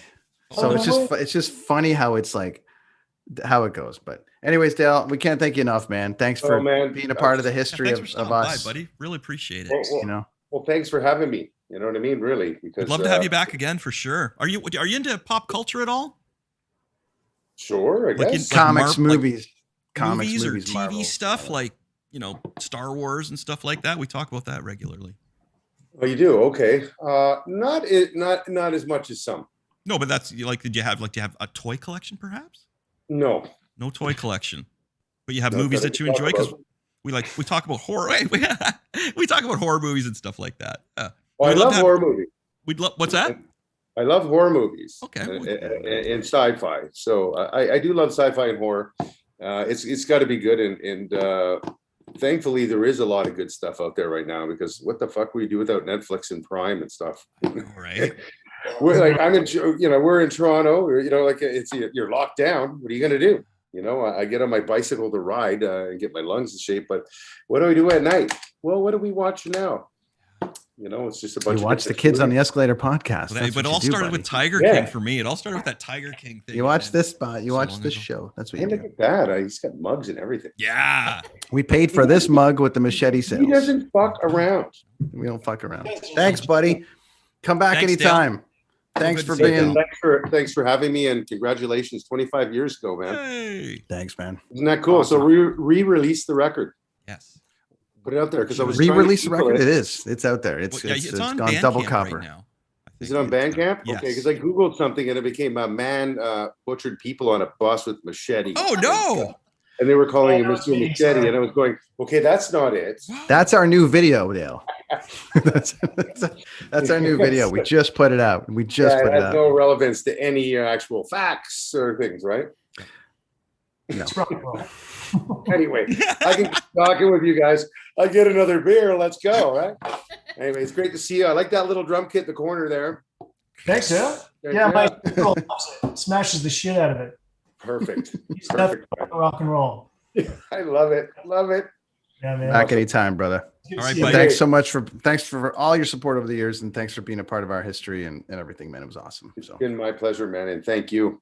Take All care, right, That's buddy. be Dale well, guys. Harrison. All right, we'll get through this shit together. Oh, check out his new band, 6 Foot Social. Yes, 6 Foot Thanks, Social. man. Check them out. Thanks, buddy. Woohoo! All Hey, right, Dale, take care, buddy. Right on. That was awesome. Train kept it rolling. The train kept Dan, I rolling. thought you were going to tell this. Didn't you have a little run in with Mr. Dillon at one of those shows? Did I? That was me. Ah. Yeah, that was Did funny. I you? was wondering where and then it went for the pool I was- cue, and I thought, okay, well, that didn't happen with Dent. So That wasn't us. We'll go with that. No. Hey, there's Mark. Oh, hey, Sally in the house. Hey, buddy. Hey! Looks like there's a big Dan. smoke cloud in front of you. Are you smoking over there? No, I Mark- think this Mark is like part the of the- oldest computer of all time, maybe. It's one of those box ones. Mark runs the film festival, yet he's using a Casio to broadcast from. It's the smoke machine. Don't let the Oh film my fest God. folks Busted the smoke machine. We're gonna wrap this thing up with our buddy Mark. Mark. Yay, Mark. Save Hey, the best man. for the last. Oh, man. Good to see you. Hi, nice drum kit. Right? Everybody's Either been you've loving gotten the kid. really strong, or they've. Who's that guy? Oh wow! Hey, look at that. It's me and you, Okay. dude. Don't have that hat anymore. Look at that. You don't have. Hey, Mark. You don't have that I weight don't anymore. have that hat anymore. Mark, you don't have that weight anymore. You're all. That's lean when and Mark mean was now. living off of beer. That's right. Seriously. What did they serve at the dungeon? The only person I know that got anything there was actually Ben. Jamaican patties. Jamaican patties. I was going to say that. Oh, Jamaican yeah. patties. Yeah. Never brave enough to try He had an those. he had an insatiable appetite for those dungeon Jamaican patties. That's I awesome. remember every time we'd play there, Ben would do the Jamaican patties, but then he'd always do the there was kind of the trifecta. There was the pizza, Mr. Sub, and there's something else on the third corner there. I forget. That was kind of the that was the dining every time we played at the dungeon, I think. There's a Tim Hortons there now, but I think there was like a chicken place too. Right. Yeah, it's been a while though. It has, yes. Yeah. So for those watching at home, you'll recognize if you can see Mark through this fucking Casio lens. This is Mark Garnish from Kingston Punk Productions. I Hate Sally, and of course the Kingston Canadian Film Festival. He's a Yeah. regular. He's been on a few times to chat about all the things. But we've been running through the 25th anniversary of the Machete Records stuff, if you can believe it. We've had some people on that were involved in all of that, including this is the first time Dent and I and Chris have been together in a long time. So just regaling on some stuff. So give us a little rundown, Mark, on that time when you first met us, because that's pretty much right off that first record there. Not too long after that. Yeah, I think you guys had been around for like I Hate Sally started playing in I think we would have started jamming in 2000. So I doubt we would have played a show together until 2001. Okay. So that was kind of getting a little bit on for you guys, right? Like that was sort of We were Like- getting on. yeah, you We were getting on. you were no longer a new band. I mean, the other two guys in this band are on. I'm a little under. I'm a Right. little younger. I'm a little younger, but they were getting on. So, anyways, they it was an early time. Kingston, we had some shows Yeah. with you guys back then. I Hate Sally. It was fun. We traded Yeah, off when too we- off the beginning, right? Like you For guys sure. So- gave us a show in so- Toronto.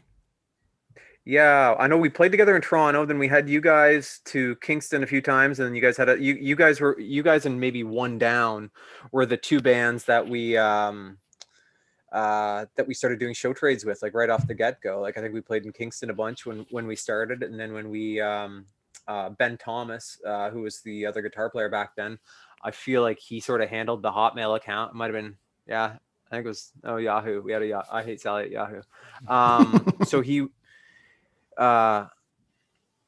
So he would have been contacting you guys about those early show trades for sure, and it was Dungeon all the way back then. And then when we had you guys to Kingston, I think it was Club 477. Yep. And then you're right, we did end up in Toronto together a few times. I don't know who organized that gig, but I remember there was the Planet Kensington one. Remember that one? Because that was when we first, because we got a picture of that, and it looked like you were wearing a fez. I don't know if you're wearing a fez. I was just talking about that with Moira, and I think my hat was maybe on sideways, and then I turned my head sideways as well. Because that's a classic picture, man. That's from way back. Yeah. So that was outside Planet Kensington, I think. Yeah. So I think after we made contact with you guys, that was kind of the first steps we had, kind of getting out of town and playing shows and doing show trades and just kind of learning how to be a band, really, and just kind of, figuring it out as we went. But yeah, those early Dungeon shows were gold for sure. We were all learning how to use the internet too, huh? Well, the first tour that I Hate Sally booked, it was a lot of phone numbers and not emails, I remember. Right. So that was still like, I don't know, imagine like calling a club owner now to like book a show. It just wouldn't happen. I'd say, email me and I'll maybe get back to you. But it's give me something to check your music out first or something. Yeah. Send us your EPK, and then you mailed one to yourself and all the rest of it. Right. Yeah. I mean, just even trying to get a gig, like chucking something in the mail, like, probably costs like $15-20 to send like bands don't do press photos anymore. It's just, it's all different now, man. It was crazy. You had a good scene going on up there in Kingston. We Give did us some machete live memories, buddy. Some of your favorite machete live memories, because there was a mix. It went from machete to machete version 2 to Caliber, so there was a lot of playing there. But the early machete stuff, when we were Kensington, three-piece. Yeah, So this would be back when your drummer was, and I keep blanking on his name. Kelly Payne. Yeah. Yes. So I think the first show we did with you guys, I feel like it was at, Chris, do you know where that arcade bar is downtown now? Barcadia? Yeah. Yep. Yeah, I think there was a venue in there called something super generic, like The Venue or something. Right. I don't know. Yeah, and I think that's when you guys and One Down came, and that's when we met and played our first show. But I would say like it doesn't seem to be as memorable for me for whatever reason. I don't know. Maybe the show got shut down. I forget. I don't really remember a whole lot of the music that night, but I do remember the Kensington gig vividly, and like, it was the summer, and it had the same like fish smell it still has to this day, I think. I remember that. In the bathroom, the ceiling, like I was basically, I even had to duck in the bathroom. So you guys, bathroom, you had to walk through the bands to get to the staircase that then went down to the bathroom. So yeah, every time somebody went to that seemed to be fairly common back in those days, having to walk through the bands to get to the bathroom, because I think it was like that in Club 477 too, in the upstairs back room. Yeah. That was a beautiful club, man. That was by far one of my favorite clubs ever. Club 477. Always had fun there, man. Princess. It was perfect. So what a great place to play. That was our last show too with me. Like, I guess Oshawa was the last show that we played together with me on drums. But I think we played Kingston and Oshawa back to back. Yeah, 4777 and then the Dungeon. Right. Yeah. I think we had you guys to 477 a few times, but I remember, I think it was maybe the last time you guys played there. Is that when you would have brought the earlier formation of Protest? Oh, yes. Yeah. We did Happy Go Lucky. We totally brought them out there. Yep. Yeah. Remember all the parents came? Yeah, totally. That show was packed. Like back then, like the room was pretty small, but if we got like 40, 50 people, I remember it looked pretty full, but I remember that one was like especially full. That was jammed. And and I feel like that was maybe one of their first shows, or maybe their first out of town show. It was exactly. Yep. Very early on. We had that CD we were releasing too, with me on the cover with the mask that everybody's looking for now. Yeah, you're like falling into the Marshall half stacks, right? Yeah, that's it, man. That's it. So we released. I was a CD release for that. Yeah. Apparently, those are really hard to find now. Oh yeah, I got one. A friend of mine, Steve Shaw, was all over it. She said, "If you ever find one, man," I reached over. I've got 12 of them. I just happen to have them right there. So I think I gave one, but there's some still out there. Anyway, at least 12. Yeah. and And who was the other band on that show too? Though A One Star Short. They didn't really do anything. Well, they joined I think some of the guys we formed with Chuck Caliber with because that was Mel's band before. Right. Okay. Yeah. Brian and I think Poe's in there too. Yeah. But I love the setup at that bar, man. Downstairs was just like Blair Witch dungeon, but like dry. And then upstairs was alternative kind of bar. And I remember watching Star Wars there, the Clone Wars, the second one with Dent and Mark there.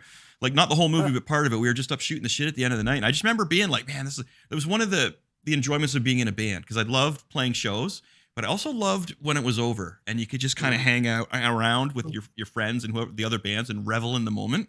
And I just remember that it is just a small thing, but I remember the three of us sitting at the bar and, you know, I think you're paying us even maybe, which made it even better probably. But we were all just drinking beer and watching Star Wars. And it was just like a moment for me. And I'll never forget that moment. It's a small moment, but it was a really, really good one. Yeah.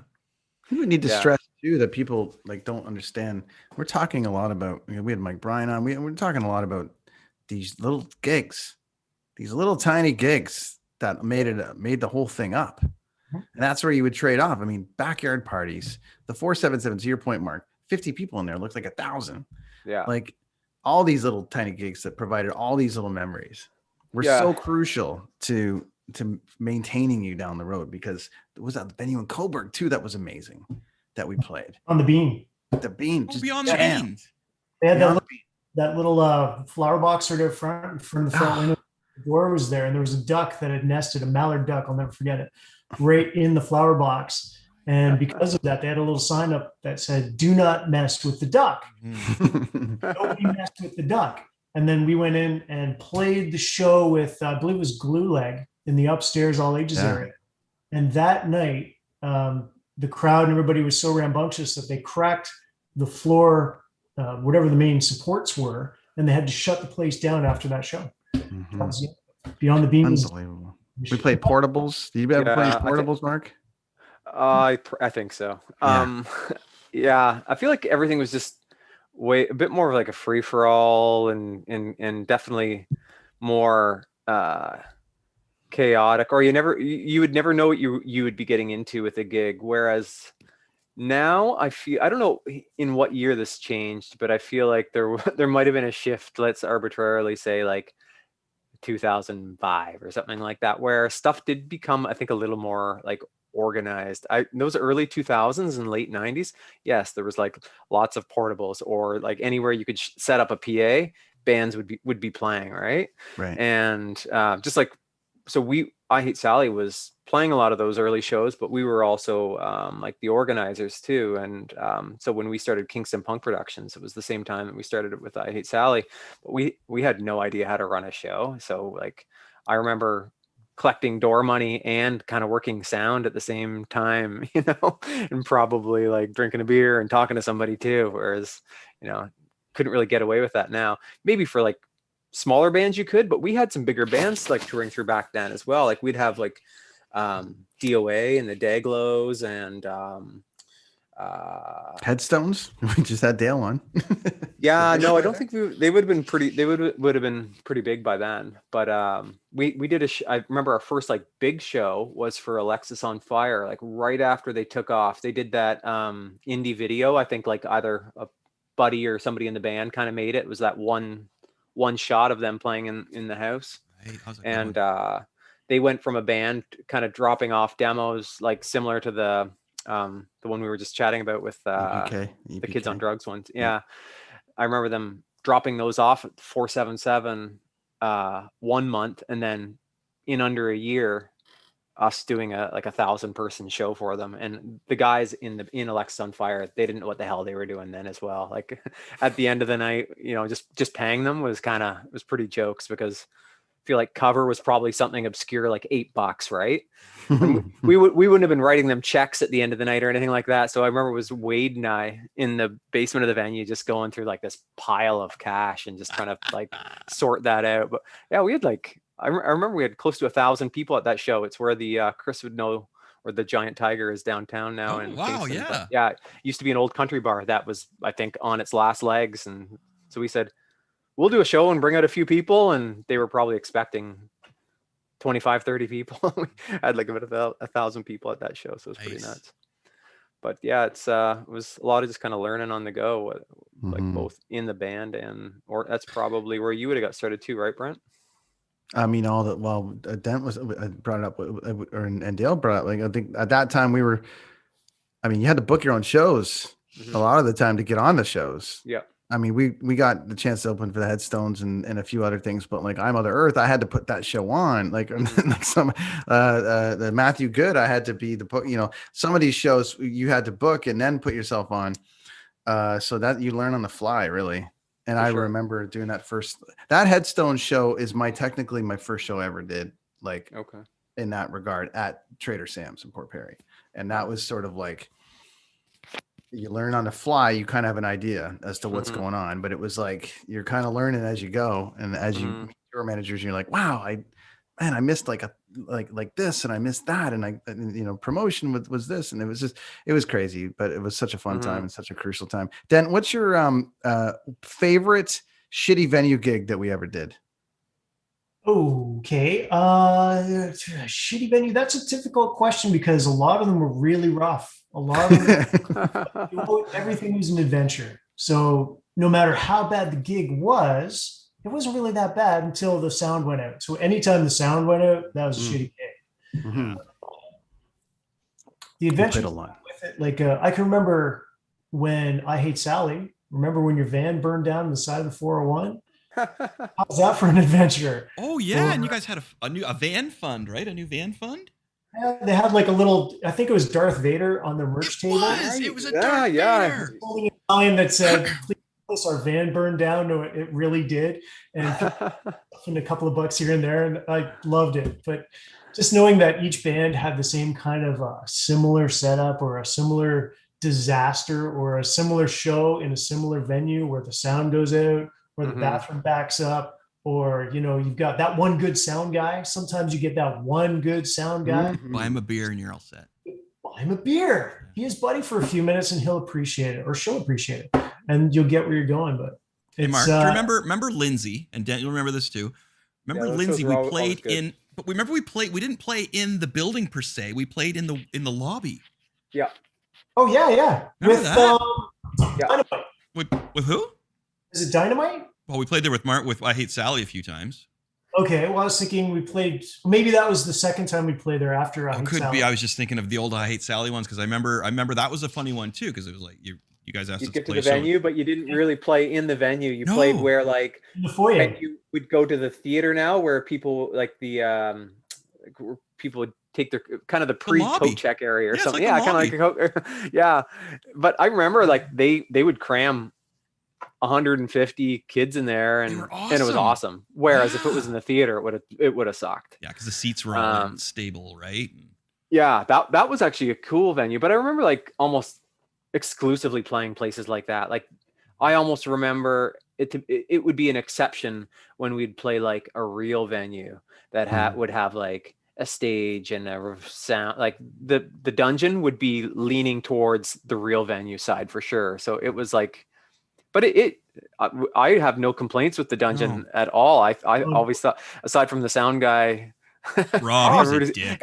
Everybody's got a sound guy story, I think, that's played the dungeon. But the venue itself had like a pretty good sized stage, and the PA I remember being pretty good. And I think they, I don't know, kids always showed up, so it was. There's a benefit of nothing going on in town. It was great. A good separation between the drinking section and the all ages section as well, which I thought was pretty rad. Just to allow that as well is kind of cool because it's hard finding venues that'll do that nowadays. Well, Mark, you were saying that like to play the dungeon was like a good gig, but flashing back on that, man, it's like because the kids would just put on their own shows. They'd contact you and say, well, what does it cost to put on a show? And they'd rent like a little hall or something, right? And they make sure they had enough money and you go down and you play these shows. And 90% of them, you'd have to have 2 or 3 kids holding the speakers up because everybody was coming up so close to everything. It's like, hold those speakers, don't let those amps fall, man. You know what I mean? I can remember, and also playing shows where I'd ask Rob to stand kind of like our roadie guy, our friend, to stand kind of in front of the microphone so that when they were moshing, the microphone wouldn't hit you in the teeth.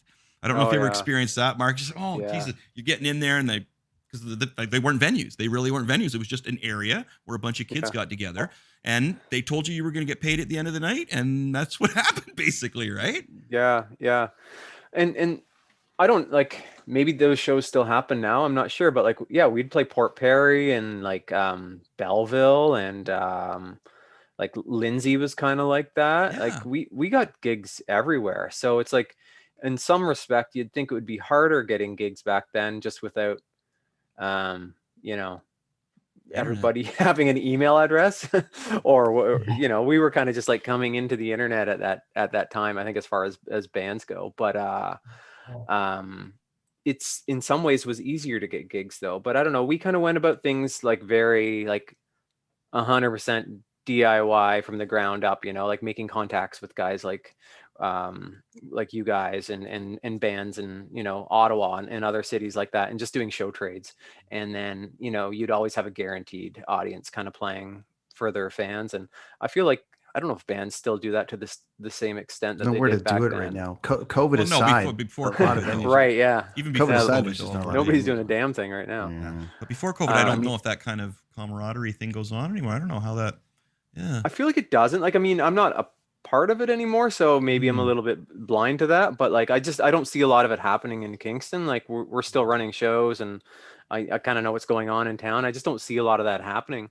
So, you know, it feels like it's kind of died off a little bit, especially in the heavy music world. I feel like that's maybe was especially strong in the late 90s and into the early 2000s, and has maybe sort of died down a little bit in the past 5 It's or more 10 of an years. accepted thing now, right? All the kids are playing their guitars up here now.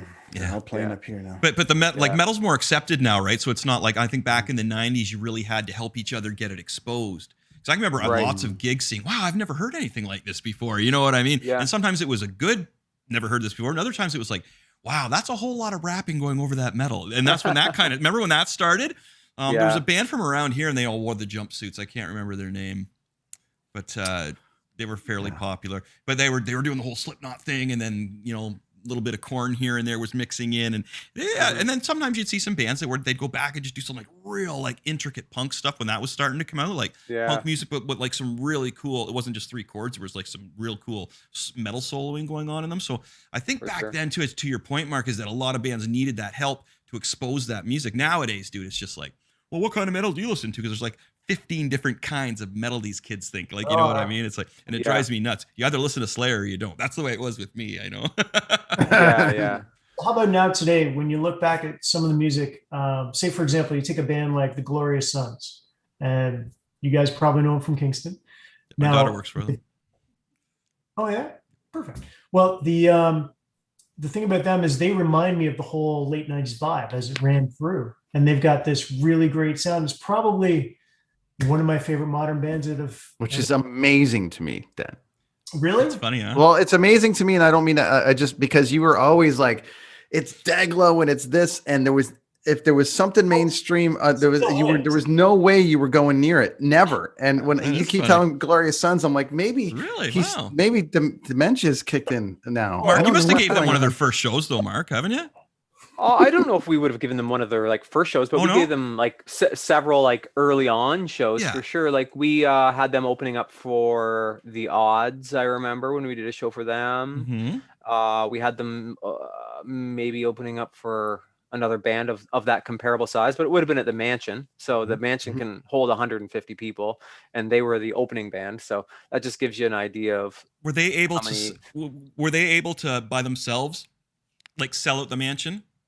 Or did they just kind of go away and came back and it was like, whoa, what happened to these guys? Yeah, they yeah, for sure. But they played a venue down further down Princess Street a bit more, called the Merchant. Okay. Yeah. So they kind of, I don't think they had like a weekly gig there, but they like, I would say, played there like monthly type thing. And often shows were free there, and I think the bartender or the owner, you know, just played a flat fee for the band to come in and fill the night type thing. So they kind of went about things that way a little bit more than kind of the ticketed gigs, which is a little more familiar to me. But but I know when they were playing the Merchant, they used to always pack it, and which their friends and family and fans. And then when they started doing more like ticketed shows where their friends and family and fans had to start paying for tickets, I think they still retained a lot of their draw.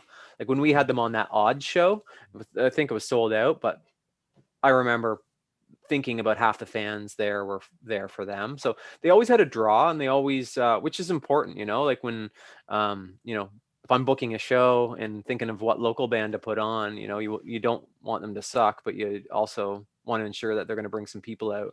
And they always like tried hard. I remember, to pull a crowd. So yeah, it's like, I think they worked hard, and it's obviously paid off for them. Nice. Oh yeah.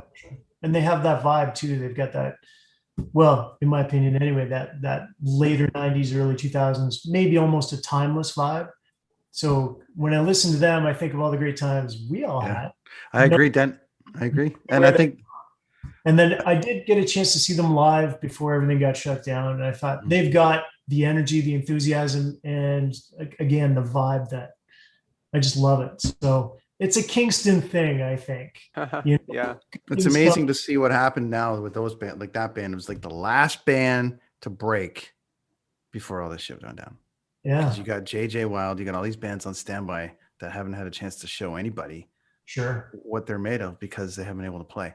The Glorious Sons were the last ones to me that broke. Arkells broke just before that, then the Glorious Sons, and now it's stopped. And now once this all starts again, there'll be that next wave of who's going to come through. So, and yeah, the Arkells had some early shows here too, didn't they, Mark? Yeah. Yeah, like that. I would say any band that's kind of blown up since 2000, we've probably done shows for, and have like, I don't know, probably some interesting behind the scenes stuff that's happened. Like Arkells' first show we did for them was, I don't know if you guys remember Clark Hall Pub. I feel like you guys must have played there at some point. It was on Queens. We did a Halloween show there. Oh yeah, sure. Yeah, I remember that. Yeah. it would have been on the nicer side for the venues that we would have played. But it was cold, but it was good. Yeah. Yeah, the bathrooms were possibly clean. But yeah, we did early shows for Arkells there, and you know, playing to 100 people type things. So Bedouin Sound Clash, we did shows for them actually at 477. Nice. And you know, they went on to get pretty big too. Actually, I Hate Sally's second show ever was with Bedouin Sound Clash at a Battle of the Bands in Kingston. Oh no way! That's so cool. We won our round. Bedouin Sound Clash won their round, and a Rush tribute band won a third round. So we all played in the finals, and the Rush tribute band won. I was gonna say the Rush tribute band won. Yep. Really? We've had that happen to us. Remember, a cover band Smoke beat us in a Battle of the Bands one time too, as Mr. Machete way back in the day. Yeah. Boys, we got to wrap soon. Mark, thanks. Who won the game, Mark? So much.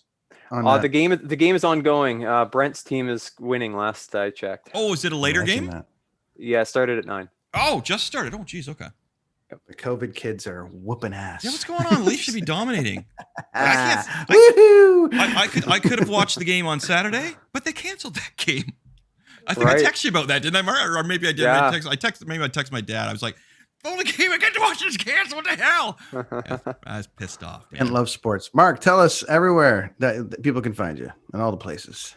You can check us out at kppconcerts.com for the music stuff. I also work in film festival, kingcanfilmfest.com. And I don't know. We're going to start making some music again soon. Yeah, Mark, you can still request I Hate Sally stuff on Apple Podcast and whatever, and it goes back to you, right? Yeah, so, we're on Spotify and stuff too. Yeah, so I Hate Sally's got like our newer stuff on Spotify, and yeah, we're I don't think we have a .com or anything like that anymore, but we're on Facebook. I think just to show when we broke up, I think we like made a Facebook account and then our band broke up. So we are technically on there. That's the curse. Well, no, Mark, nowadays everybody has, hey, Google, play I Hate Sally. You know what I mean? And that's all you need. And you can hear I Hate Sally. So, well, thanks for being a part of our history, Cool. buddy. That's we'll get you back on when we go into phase 2 of the Machete world. But we wanted to just get the 25th anniversary out of the way. Friends. So thanks, man. Yeah, Mark. Thanks, guys. Good to talk to you, man. Good to see you, Dan. Talk to you soon, buddy. Hopefully I'll be able to have a beer with you soon. Okay, for sure. Thanks, You guys are guys. neighbors. See you, buddy. Take Bye-bye. care, Mark. Yeah, well, Bye. we're in lockdown. We can't do much here. I got Heights Alley going on the Can't you do- theater now. Can't you do some? Backyard stand around a fire thing like a dense? You're not. giant No, fire? we're on lockdown right now. We're not supposed to. We're only supposed to hang out with our household right now. Mhm. But you Yeah, go you're to Walmart supposed- and hang around with idiots. Yeah. So, takeaways. Machete. 25 years later, gents. Dent. What do you remember from making that record, man? For making it, I found it very stressful. I really didn't think I knew what I was doing. And looking back, I was listening to it because I knew we were going to have this conversation. So I decided not to listen to it and just try to remember what it was like. Mhm. Today, I played it first thing this morning, and I thought, what the hell was I worried about? Oh, good. There's so many great moments in that album. And I look back at them, and after we recorded it, I was worried about one note being a little bit off. And then I listened to it and I think, well, you remember the time we were walking down the street in Toronto and your cousin worked for 102.1 The Edge radio station. And we saw Dave Bookman on the street in Toronto. And he said, oh, hey, guys, can you introduce yourself? You know, I'm cousin, blah, blah, blah. But he said, okay, give me your tape. And we didn't even have a tape with us. But then he goes on to play our very first Machete song on the radio. Do you remember what that was? In the I'm a indie bastard. hour? It was Booze. Or Booze. I mean, yes, it was Booze. Right. It was so great. So I listened to it today and it took me right back, and all of that, all the anxiety and all the crap that I thought I should be worried about was just gone. Because somebody that had never met us before thought this song belongs on the radio. And it probably still does. Just saying. Well, How about you guys? if people want the CD, you can buy it off of Bandcamp. Nobody's been really buying it, but it is available. I think a lot of people go on there and listen to it, but nobody, excuse me, nobody's really buying it. And I had it on Apple Music for a while there, but if you're a small independent artist on Apple, you get lost. You're not getting paid. I've lost so much money on Apple. I had to pay to get my music back, and it told me it didn't go through, so I hit it again. They charged me twice to buy my songs back, or else they were going to keep them. So you can't get it on Apple, and if you're going to complain about that, you want to give me the money to put it on there, fans? You can. Bandcamp. All you got to do is sign up to Bandcamp. You just give me your email, and you can download our album. But that's what I hear. Oh, you got to go to Bandcamp. It's like, dude, all you got to do is put in your email address and hit "Don't send me info," and that's all you got to do, and you can buy it. Yeah, it's Chris Machete at Bandcamp, right? I'm not sure, but if you put in Mr. Machete's stuff, you should be able to find it on. Yeah, I'm looking a lot at of it. funds. Chris, takeaways from making that record, man. Yeah, well, lots of stuff's a blur to me, but I've always I did a lot. I did the art in that too, so it was amazing. It was a great time in my life. Really, really cool. Really, really cool. I don't remember a lot of it, to be honest with you. Like I little remember the details. guitar sounds. I just remember it being. I just remember getting that because if you listen to the record, people, it was kind of recorded over two parts. And the first part we had money, and the second part we had money later on. So the first part we recorded, and you'll definitely tell the difference between the two kind of versions of songs that are on there as far as sonically, because we recorded these songs, and then we went and recorded these songs and then put it together. But I remember when we did the hidden track, that was all the rage. Dale making time to come in and then being able to perform that live, like with him, which was fun. We did a lot of fun with that. But if you listen to the record, like sonically, it had everything that was going on in 1990, 94, 95, because it had like the snare was like, I remember Dale loved the snare to the point where like Smile and Wave, if you listen to Smile and Wave, that snare sound vaguely familiar. It's like Jeremy Taggart's as well, right? Yeah, totally. And it was like just had that what was going on in 94. All of our influences are on that record. Every single one of our influences are on that record, and I love it. Like it's full of stuff. It's full of stuff. It's full of stuff. And great memories, man. Some great stuff in phase one of Machete, and we'll get to phase two of Machete in a couple of weeks, couple months. Talk about the next phase with all these different things. Lonnie is going to play us out tonight. She's right. She's going to play us out tonight with the title track off the record. We need to do our Yeti ad first. Oh, I mean, I guess we got to. All right. So a couple things we got to do. Dent, got to thank you for coming on, buddy.